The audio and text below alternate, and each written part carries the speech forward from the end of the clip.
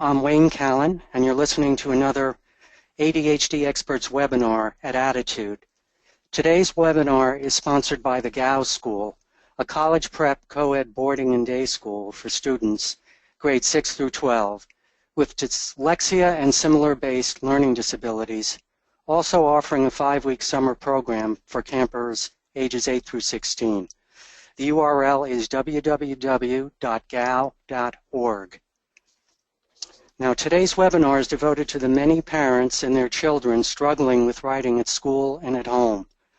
For several years now, several times a week, parents have written in desperately looking for suggestions to neaten up their child's handwriting or to improve their ability to write essays on tests or on assignments.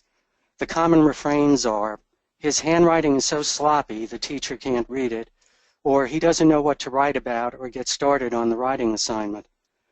Few of us know how to tackle these challenges, and that goes for the schools as well, many of which don't recognize dysgraphia, a learning disability that affects handwriting, spelling, and the ability to put thoughts down on paper.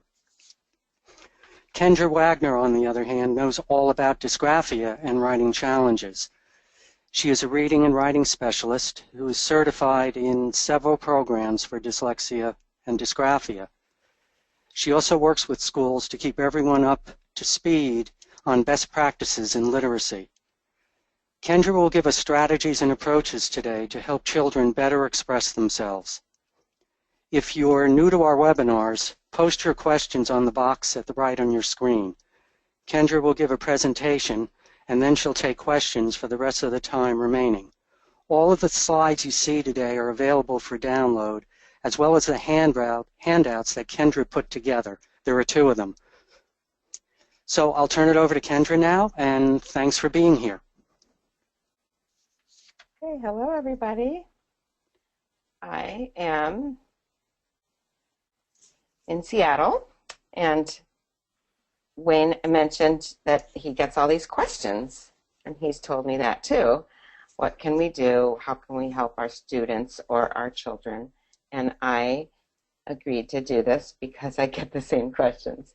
Now, what's new information about what we know about dysgraphia, newer than 10 years ago, is that it is not only about handwriting. It is also defined as a learning disability that affects written output, so the productivity of writing. And a lot of the mythology around dysgraphia is that you just have to teach them to hold a pencil and it'll be fine. But it's much more nuanced and complex than that, as many of us know. Now, today's webinar is more geared towards the older students and the idea of how to get writing organized, fluent, creative, and on the page, and being able to get your voice and your opinion on paper too in our essay format. So we're on the slide right now of, well, why do we write? Kids think just to get a good grade. I ask a lot of students this because in my private practice I work one-on-one with kids, so when I mention my students, that's what I mean. It's I'm not in the classroom anymore. For 7 years I've been in private practice. So I say, so why do you think you write? And a lot of them just say, well, so that the teacher gets the assignment, and so that, you know, they don't even know that they're writing to learn how to think and to learn how to write summaries, and because writing is a lifelong skill. So I always start with that. And so this slide is for you and for them and for just starting that conversation. Why do we even write? Why do we learn to?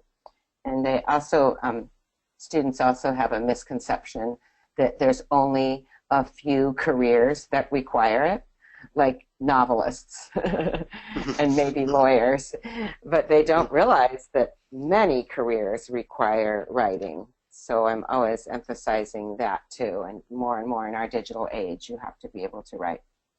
So in the, I'm having a little, it's not advancing.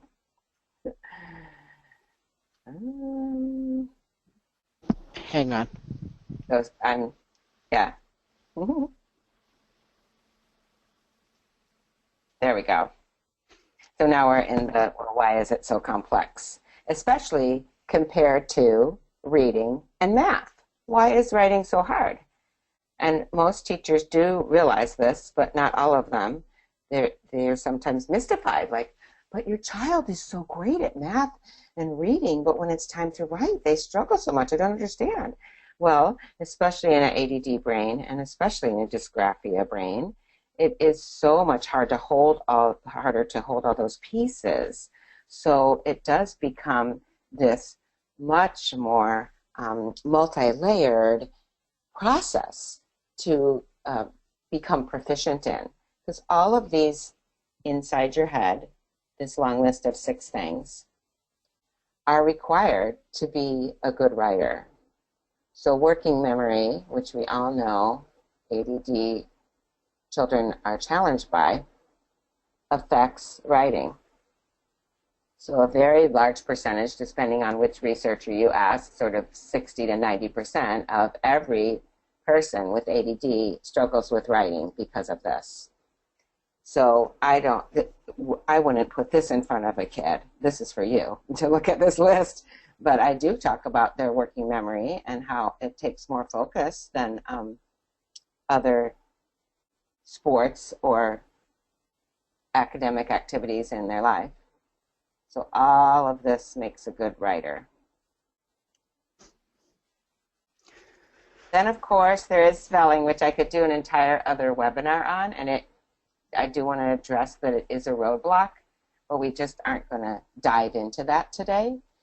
And how you know if spelling is a big roadblock is when you ask them to tell a story and you are the one that's scribing or writing or typing. And if it is pretty smooth and makes sense, then we know that the part of the reason that they're roadblocked by writing is spelling and probably handwriting. So that's a good quickie assessment is, let's see how much they're struggling with writing. Can they make sense and string a story or a summary, a nonfiction piece together when you're the one doing the writing? Now, of course, there's all sorts of other things with that, but do they use large enough words? Because I say it's not true that if you can talk, you can write, even though a lot of teachers tell kids that. I say that's not true because you have to use a different voice and more complex language to get your writing self out on the page. So the next list, now I do, go back.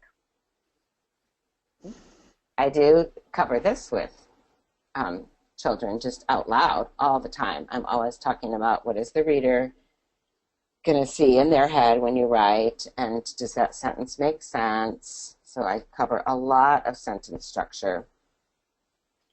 And text structures, do they understand the difference between writing a story and writing a nonfiction essay? Some challenging. They tend to be sometimes a little bit more robotic when they're writing their stories, or they tend to have too much of an informal voice when they're writing their nonfiction pieces. So you have to explain the difference over and over. And I ask a lot of students, what's the difference between revising and editing? And they'll look at me like glassy-eyed, or they'll say, well, editing is capitals and revising is periods. I mean, they just don't always understand that there is this tiny, tiny thing called editing, which is looking for the smaller pieces. My little memory trick is edit is a smaller word than revise. So you're fixing smaller things. And then revising is the big ideas and the big sentences, and we'll get to that today. And also having the ability to pick great language, great words. Word choice is a very common and frequent goal I have with my students, and how to get that onto the page. And then the very last one, self-regulation, of course, that comes into play with the working memory and being able to keep yourself focused on the assignment. So, go to the next one here.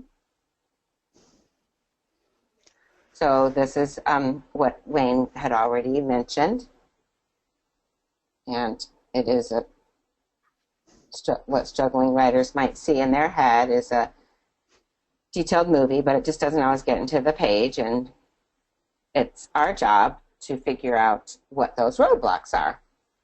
Now, again, in the classroom, your average teacher is confused by this. Oh, but they have such great ideas, but then it doesn't get it onto the page. So they must just be lazy, or they must not be trying harder, they must need more time. So that's not always true. Those three things are not always true.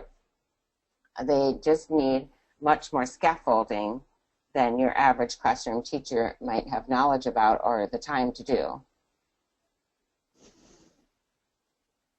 Why am I not advancing here?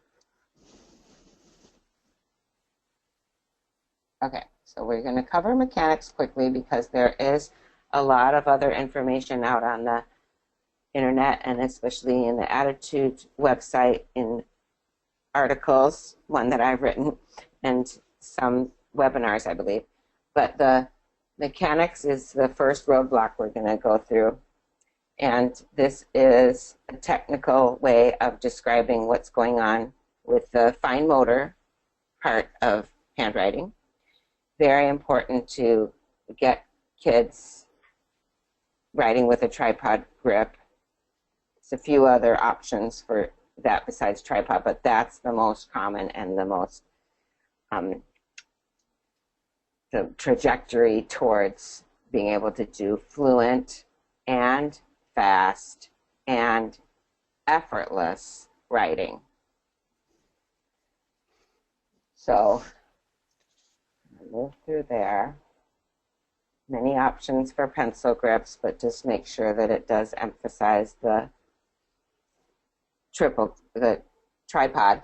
And I like to give kids an option so that they feel some choice in the matter. And at first they will say, well, this makes it harder. So be ready for that. A lot of the occupational therapists talk about that too. At first it feels harder because they're changing a habit. And so they don't feel like it makes them faster, more fluent, and more effortless. They want to go back to their old grip. But very important because of what we just talked about with the musculature of the hand. So I explained to them that we're working on getting their thoughts to go as fast as their hand, or their hand to go as fast as their thoughts.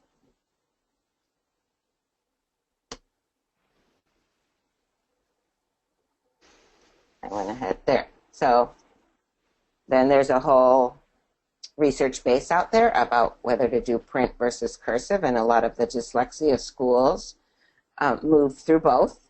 They master print and then they master cursive, and some leap over print where they make an individual decision about a child to decide if that's appropriate. But it is an incredible thing to watch where a child has been struggling with print for so long and suddenly you teach them cursive and they just fly. So I think it's very individual according to the student, but it is important to get one of them fluent, print or cursive, before you go on to keyboarding.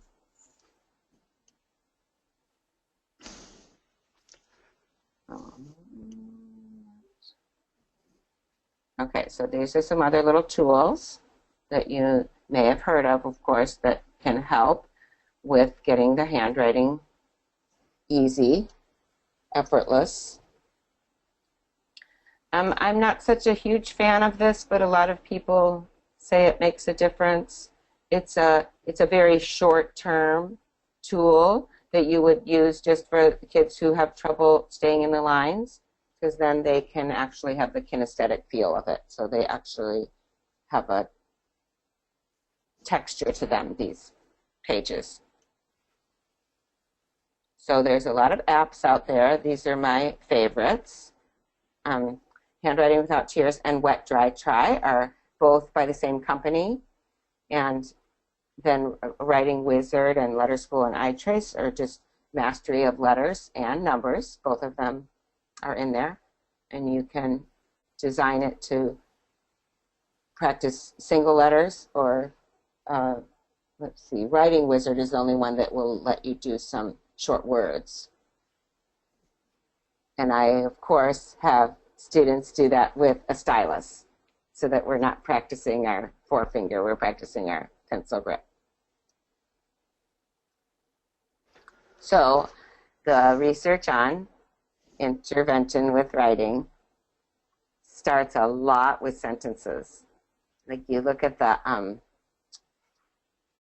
big research of non-learning disability writing, and that is more focused on, you know, getting writing workshop going in the classroom, getting kids to act like professional writers where they have many pieces going at once, and they don't really go diving into the sentence level for very long. I think because teachers don't know to do that, or because they haven't read the learning disability research, or because it's so time intensive to do sentence level. But practicing, let's write a great sentence as a classroom or a one-on-one situation. Let's write a great sentence that has a who and a where and a what. You know, or let's write a great sentence that's over 15 words that explains our rainy day recess yesterday, or explains our field trip last week. So really getting a sentence to give a picture to the reader or tell a story. So this kind of practice that is listed on this slide is what I start with a lot. And often the children who come to me have struggled a lot with essays or making their writing in any format make sense. And then I just dial way back to here, and I don't even start with their essays. I start at this level. So let me give you some examples of what I'm talking about in these 5.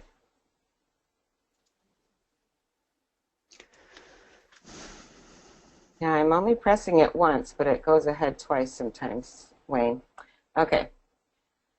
So this is an example of a student that she's in 7th grade. And I'm highlighting to make sure that her sentences are clear or complete, or that actually here it's to make sure she has enough evidence. So there's many, many ways to highlight. Sometimes I just go through a student's essay and I highlight all the why parts. That's all.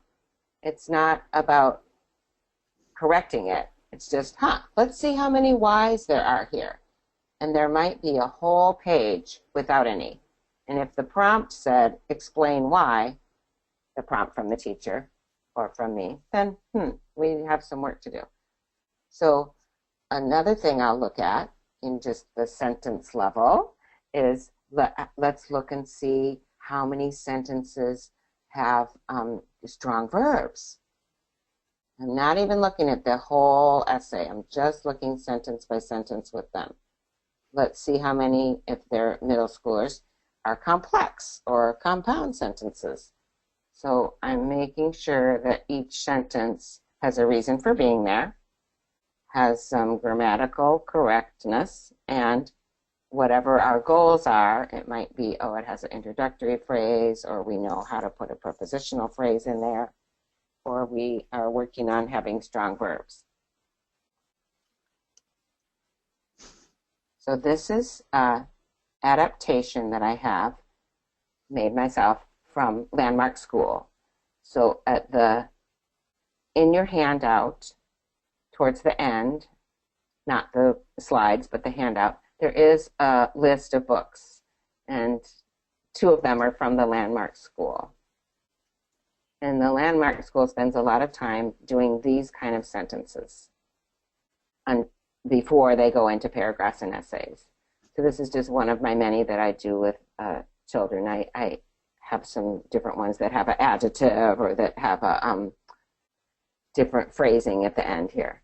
So they practice this with their parents, and then we were just seeing, okay, well, which is your favorite, and which do you think is the strongest, and which do you think gives the reader the best picture? So sometimes I let them be silly, like a Subway sandwich teleported to San Francisco. And I don't let them say is or was. That's very hard for some students to use stronger verbs. So here is another research piece, sentence combining, which the rewards program does a lot of, which is in the list of resources in your handout. Taking those short, full sentences, but short, and combining them into one. Many, many versions of sentence combining. You can have 2 or 3 or 4 short pieces, and then you combine them. So that, again, is something you'll find in the learning disability literature, but not so much in the regular classroom. And some kids just sail through this, and other kids it takes a lot of focus to make it make sense and to have them remove the correct things and add the correct things without changing the meaning. So that allows me to insert a little grammar instruction. See how the one on the right, Lucky, you have the cutest big brown eyes. So you can teach why there needs to be a comma in the big and brown, between big and brown. So I do a lot of that, and sometimes I take poetry apart with them and recombine it. That's just my example there of a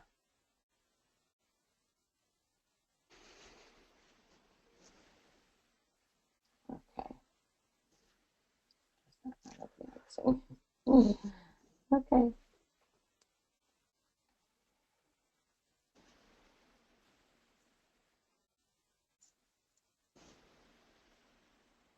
So here's the other approach to sentence practice. I have them write sentences that no one's going to grade, no one's going to change, no one's going to comment on. Just let's be funny or a little bit silly, because they might have pictures that are humorous from cartoons or comic strips. But low pressure, that's just my humor of the pot on the stove. So I start with a picture from National Geographic or a funny one. There's a lot of National Geographics for kids that I use. And I just say, well, let's write a caption. And sometimes I will have a strict guideline of it has to be more than 10 words, or you have to use at least 1 good verb, or you have to use 2 adjectives. So depending on the student, I put those parameters in, and then they get to write a caption. It's just, like I say, low pressure. I'm not going to change it. I might say, oh, well, that doesn't really capture the whole picture. Let's try again. But mostly it's just really good to have them practice this. It actually is a way of teaching main idea, too. If you think about writing titles for short stories or short articles or stories, that's the next step, is they read a very short piece and then they write their own title. So that's not a full sentence, that's just a short phrase. But removing the text from cartoon bubbles, they love that, especially if they love graphic novels. So that's a really good way to get them engaged. The graphic novel kids. So this is what most parents talk to me about when I'm asking them what their child struggles most with, they say, oh, getting started. And I often say, well, what do they do in the classroom? Well, they brainstorm sometimes, but only out loud. So I teach them steps to first either draw or write. And ADD kids do not always want to do this. They want to just get started. But the good news and bad news about brainstorming is that it helps you narrow down your topic and your thoughts so that you are doing less revising at the end. So this is just a tiny picture at the bottom of somebody's brainstorm. So teachers do a great job of doing this out loud, like I said, but then students start to write and they can't always remember everything that was orally talked about in the classroom. So I put this as a goal with some of my many of my students, that they have to do a brainstorm first. This is one of the many versions of a fictional organizer. So brainstorming first, then this would be called a pre-write or a graphic organizer. Very important again. So many students I work with.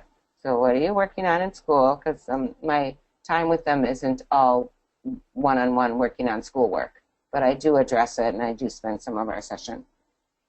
And they'll say, oh, I have to write this little summary about Mesopotamia. And I said, okay, and how did you get started? Well, just with a piece of paper. I said, yeah, but did you do any organizer? Well, no. So that's often, it feels like it's too much time to the child. It's often resisted. I don't want to do an organizer. I don't want to do an outline. I don't want to do, but research and my experience is that it helps them keep a through line in their writing, and they don't go off on many tracks or get stuck just staring at the page. They have something visual to be looking at. So a lot of the students I work with are highly visual, so this would stay in front of them while they're writing or typing. And this is a version that's for nonfiction, expository, as they call it in schools.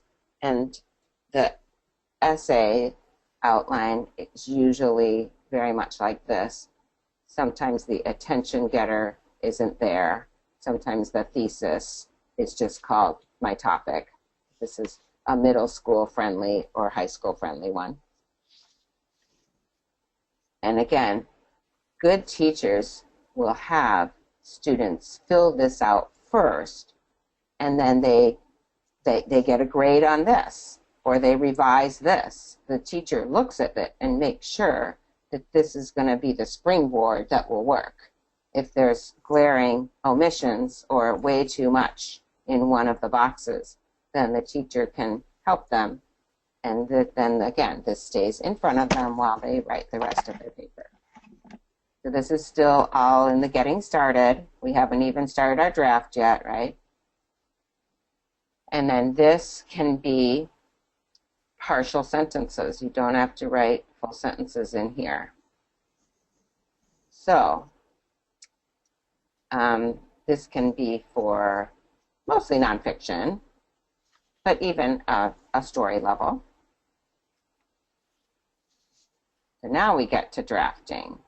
So we're keeping that organizer. We've done our brainstorm. We're keeping the organizer in front of us, and like it says on the second bullet. And it's hard to have kids not worry about spelling or punctuation yet. Sometimes it depends on the student. Sometimes they get caught up in that. And skipping lines is hugely important. Why? Because I know it wastes paper, but kids resist that sometimes too. Because then the teacher or adult or themselves can more easily make inserts and edits and revisions. So why no erasing? Only because it takes up a lot of energy. Sometimes you want to see, as the adult, what they originally wrote. So if they erase, I don't know. But if they cross out with one line, then it gives me more insight into, oh, well, what did they think wasn't good enough? I want to see their revision process. I want to see what they thought wasn't good.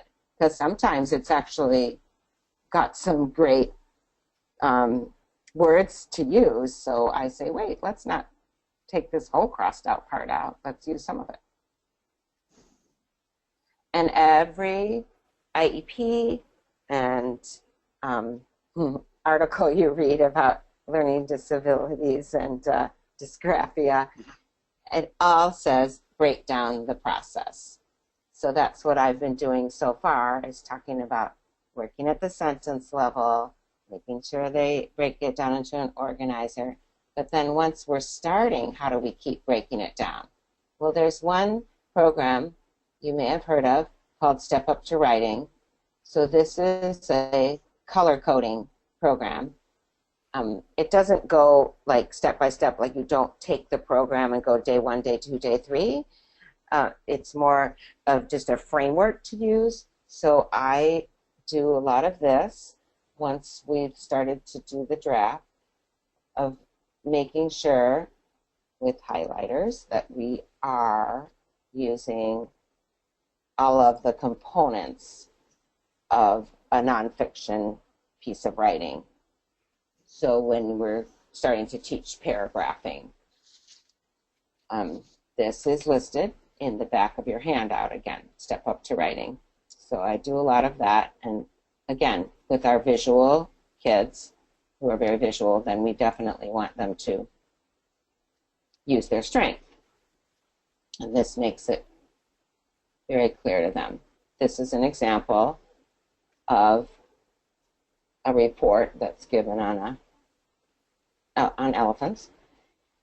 So if it had a whole lot of red and only one yellow, I would say, oops, we did a little too much explaining about that one fact, and we need 3 facts, remember, in most paragraphs.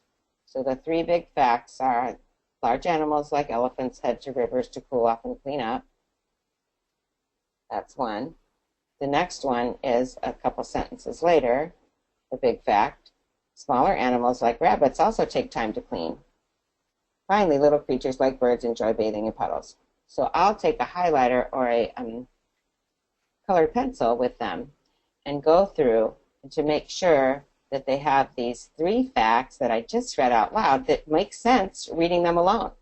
It would be a very short paragraph, but it would make sense. The red is just enhancing, elaborating, explaining,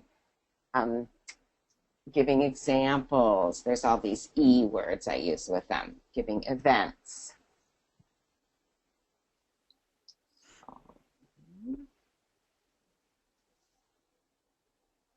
And this is a big reminder for many steps, during many steps of the writing process.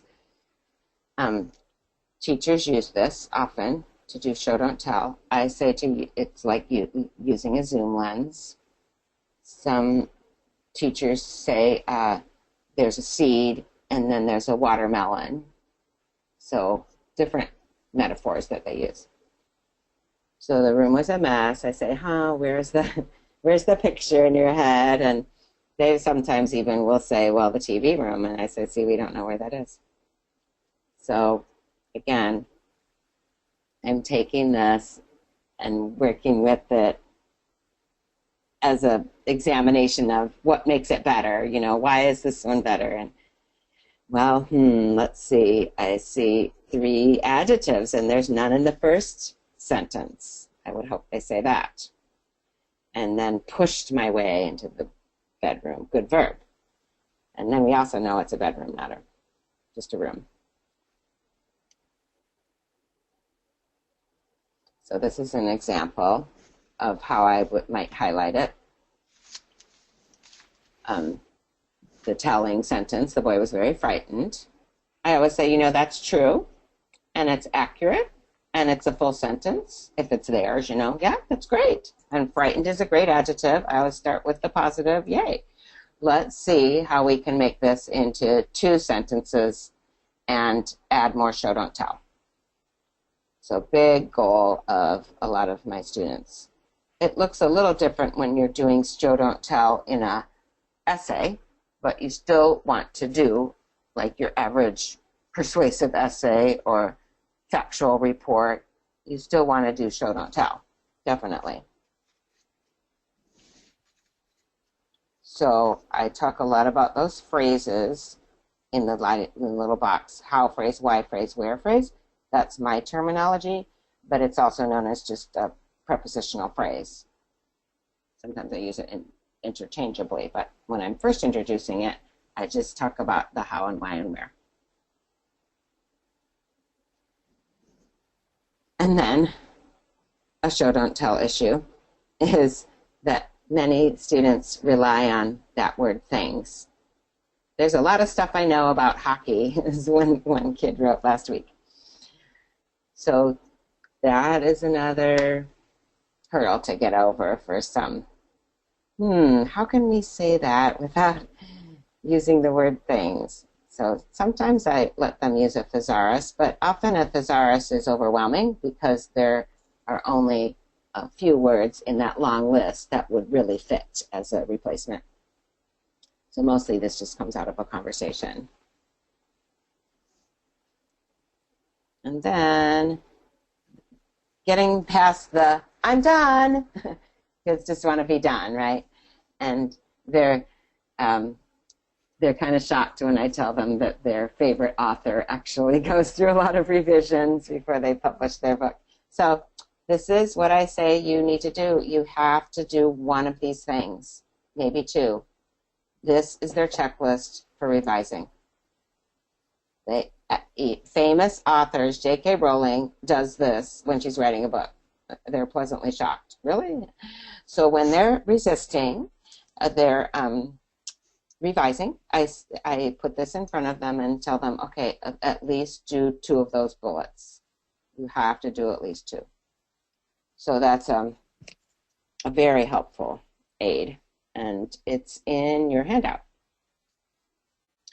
And then looking at a rubric, or that was a checklist because it didn't have any numbers, the arms, but then this is called a rubric. That's helpful too, and I know teachers give them, and sometimes they are a little too vague or a little too overwhelming. It's a challenge to get a rubric that's just right for that child. That's something they can really, truly follow. And here is some of my examples of good resources. There's many more in the end of your handout. And then there's also the conversation around what tools can dysgraphic kids use. Speech to text is what I'm looking at on the far right, far left. And now they have a more updated version. Is they have Google Docs has a speech to text one too. So those are helpful, although they still have to go back in and revise and edit. It's not a done deal for them just to talk and the screen shows up and there's their essay. Okay, so we're wrapping up, and those are my reminders of what's an essential intervention. And I'm going to hand it over to Wayne. Well, that was really excellent, Kendra. Really, I learned a lot myself. So now, all the questions that have been asked. A lot of questions about pencil grips. Can you change a child's grip after 8? One parent asked, can you actually use a pencil grip at age 18? So a lot of questions about that. So I would like to give them an answer on that. Okay. Well, yes, you can use them at all ages. And some very specialized pencils, not pencil grips, but pencils, were originally, there's one called Twist and Write, and I don't have that anywhere in my handouts, twist and write. They were designed for people who are recovering from strokes. Mm-hmm. And a lot of dysgraphic kids and adults use them for comfort. So now they're just sold and everywhere, not just from the medical profession. Right. So they should be, though, in a child, a kind of temporary thing, and then you want, OTs say this, that you want to wean them off of them eventually. But there's some that just need them off and on for the rest of their life. But let's say a child hasn't used one and suddenly, okay, I'll try it at age 9. Would it be too late or always helpful? No, it's harder to unravel the bad habit, but it's a little more challenging than a kindergartner, but yeah, it's absolutely doable. Okay. Jennifer has a question. I strongly suspect my 4th grader has dysgraphia. The school seems reluctant to pursue this line of inquiry. What suggestions do you have to help me convince the school it's valid and important to investigate? Oh, very good question. So there's some great handouts at the IDA website, International Dyslexia Association, and they're just called fact sheets. And there's a couple on dysgraphia. So if you have a very simple handout like that to show the teachers, these are the things that I see. He's, showing 10 of these 12 checklists, and this is the International Dyslexia Association. And so they might not agree to test him because he's not quote-unquote undergrade level, but there are 4 assessments that do test for dysgraphia. One is the TOWL, TOWE, test of written language, test of written expression, and then the Woodcock-Johnson and the Wyatt. So those 4 really capture dysgraphia as at 4th grade level. Mm-hmm. So you might have to get an outside assessment in order to bring that into the school. But the word dysgraphia, again, doesn't make sense to a lot of average 4th grade teachers. So you could go for having a written expression learning disability, and they don't have to agree to using the word dysgraphia. Written expression is just as good. Mm-hmm. Are schools in general? No, go ahead. Sorry. Everybody knows about the understood.org that has a lot of helpful resources for parents. Mm-hmm. Are there handwriting programs for middle schoolers? Someone said that handwriting without tears is for younger kids. Do you have any? Handwriting for middle schoolers. If not, you can think about it, and we can always get it. There's not one to the that people. I know of. Okay. Okay. Is there ever a case that a child's sloppy handwriting sort of straightens out and neatens up as he gets older? Does it ever get better, or does it remain the same? Yes, it often gets better, but never fast. So there's a lot of ADD and dysgraphic kids who have intervention and then get a lot better. But then whenever they speed up, it gets sloppy again. Uh-huh. It's kind of like some dyslexic kids. Their reading gets very improved and accurate, but they're never fast. Mm-hmm.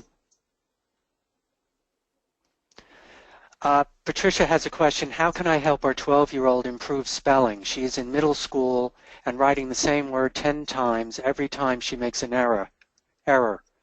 What can I do? Oh, there's not a lot of research on that.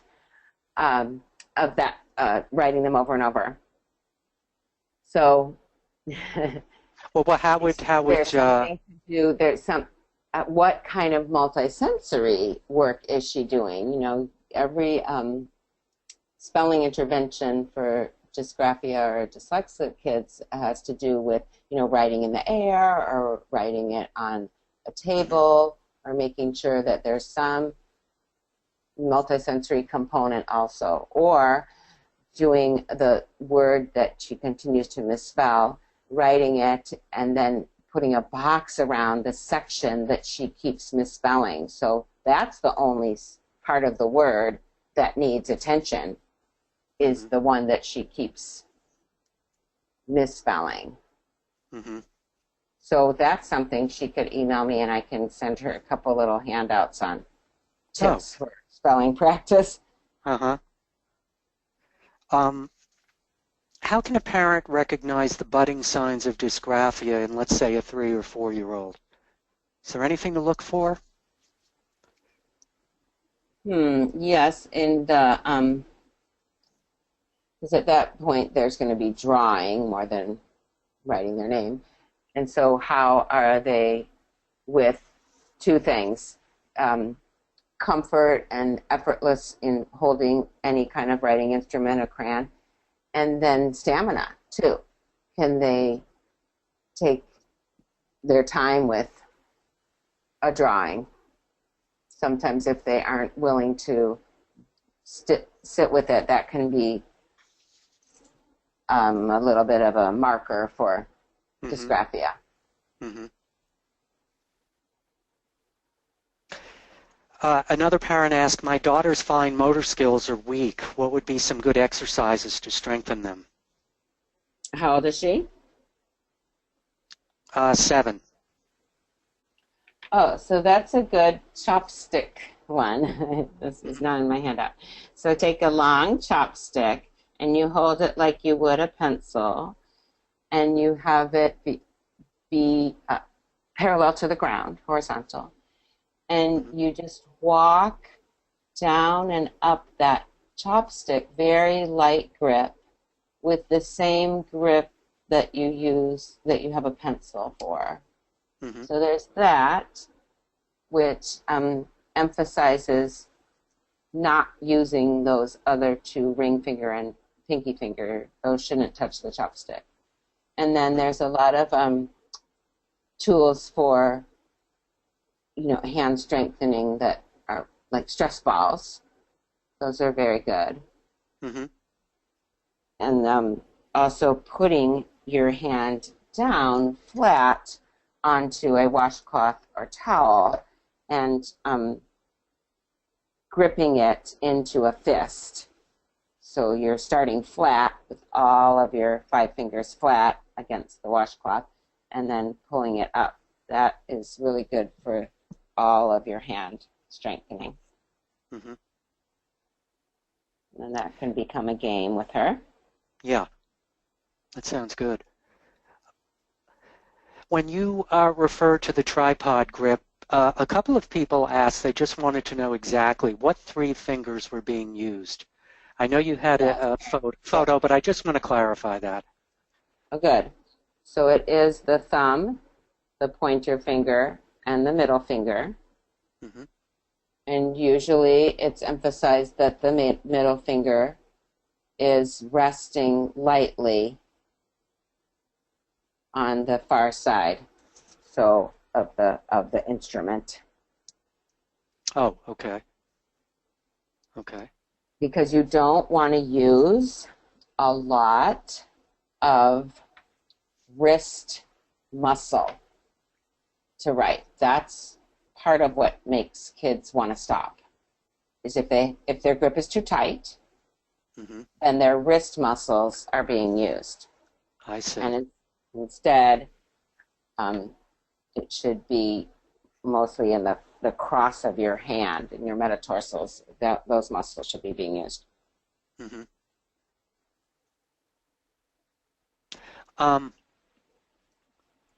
Kathleen asks, what is the tool or technique you most recommend for beginner writers?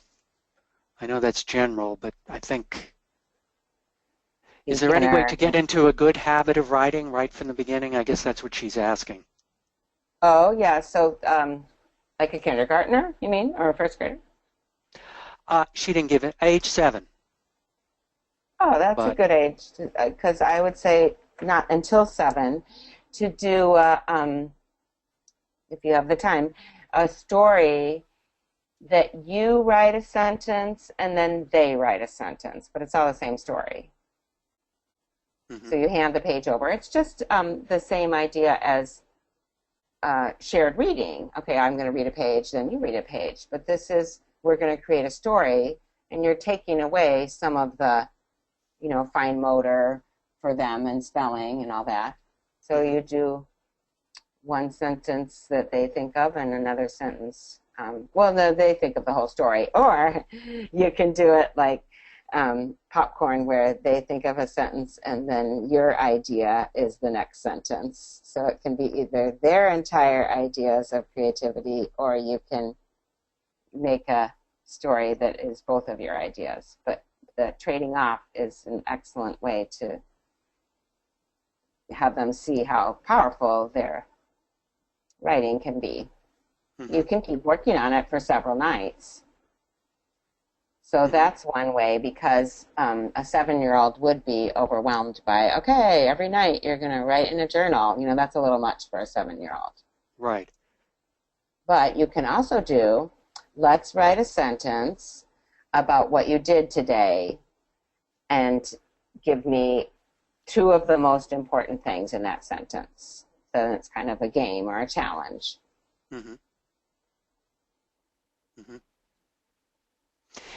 This is a more scientific question. Are there good resources describing the neurological challenges of dysgraphia and handwriting? What actually is happening in a child's brain? Yes. And what is their experience of the challenge?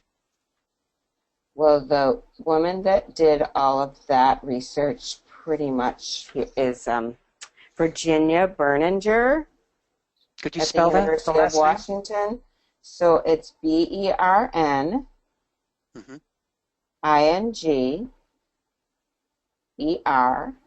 Okay.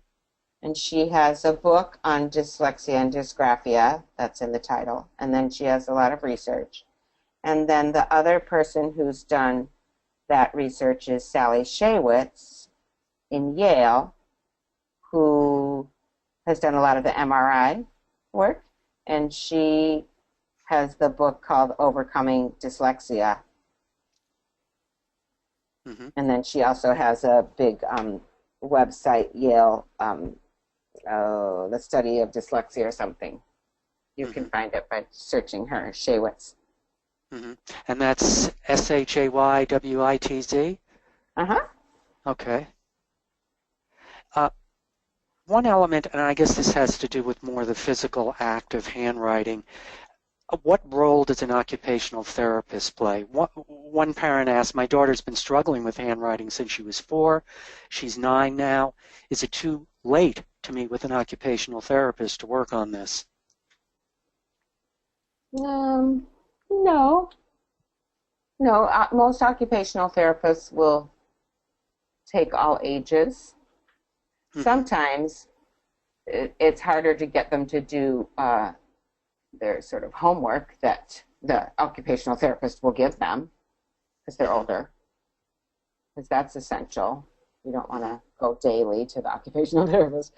So that's where the improvement and progress is going to happen, is from the practice work. So an occupational therapist can help. Yes. Yeah. Another parent asks, I know we went through the tools of handwriting pretty quickly. She wants to know, how do slant boards help? Oh, yes. So there's an emphasis when you have a slant board. It almost forces them to be a little bit better in their posture, right? And for the hand motion, the wrist, that it prevents them from quite as much tension in their wrist, because it's hard to press so hard it's tricky to explain, but the slant board is like it's a temporary tool, of course, where you are forcing them to be a little bit more upright. And it's for those kids that really press into their forearm. And this, they can't. It kind of lifts their forearm and their wrist off the page. And some students tend to press their wrist and their forearm into their page, and you can't really do that with the slant board. Mm-hmm. So that's for younger kids. Oh, okay. Yeah, a parent asks, and this might key into what you just said, is, let's see, are gross motor skills involved in handwriting and dysgraphia? Is full body coordination affected directly by dysgraphia?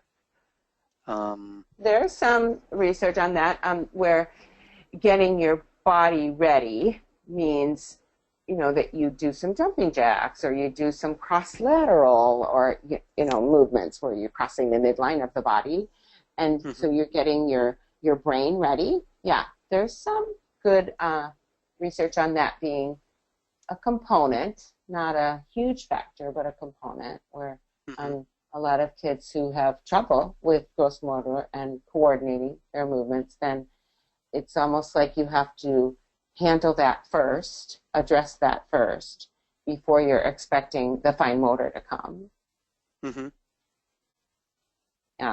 That's true, and there's a gifted school here that's doing some research on that, where a lot of kids with handwriting issues, so they're looking at how the gross motor and addressing that first creates better fine motor results.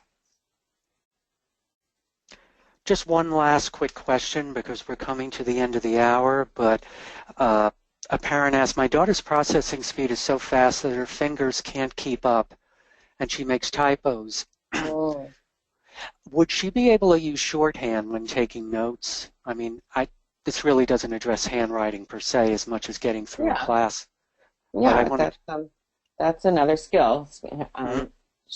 Shorthand is great, and I wonder, when you say that she can't type fast, has she tried speech-to-text software? That's true. Would you need an accommodation for that? Usually you do, yes, Mm-hmm. because then whatever class she's in, the accommodation should cover that being available to her. She has a laptop or she has something that is always available to her if a class is stopping and starting to do a writing thing, even in science. So the accommodation should not just be for English class. It should be for any time that she needs to do some significant writing, that it's always available. Right. Well, that was terrific, Kendra. Really, just helpful and inspiring. You did a great job of putting this challenging stuff in perspective, and you provided loads of practical tips, so I was very impressed. Okay, thanks, Wayne. We had a good turnout. Yes. So I'm sure parents picked up a lot of practical tips, and thanks again, really, because I know parents have been clamoring for information, and you've provided it, and the fact that these slides are downloadable and the handouts are so helpful, it's going to work out well for everybody. So thanks again. Okay, and do you want to make a little announcement about your upcoming webinars? That's the last slide here. Oh, well, once again, I have to say that the webinar was sponsored by the Gow School, a college prep co-ed boarding and day school for students, grades 6 through 12, with dyslexia and similar language-based learning disabilities, also offering a 5-week summer program for campers ages 8 through 16. So the URL is www.gow.org. And yes, I wanted to alert everybody about next week's webinar, or 2 weeks from now. Don't miss the webinar on Feb 23rd on improving and sharpening your child's conversational skills in the classroom. This is a little different. I don't have the last slide in front of me. Is it language? Yeah, the language processing one. This will be a substitute for the language processing one, but it'll be equally enlightening. So we'll see you on Feb 23rd. See you then, and have a good day, everyone. Okay, thanks, Wayne.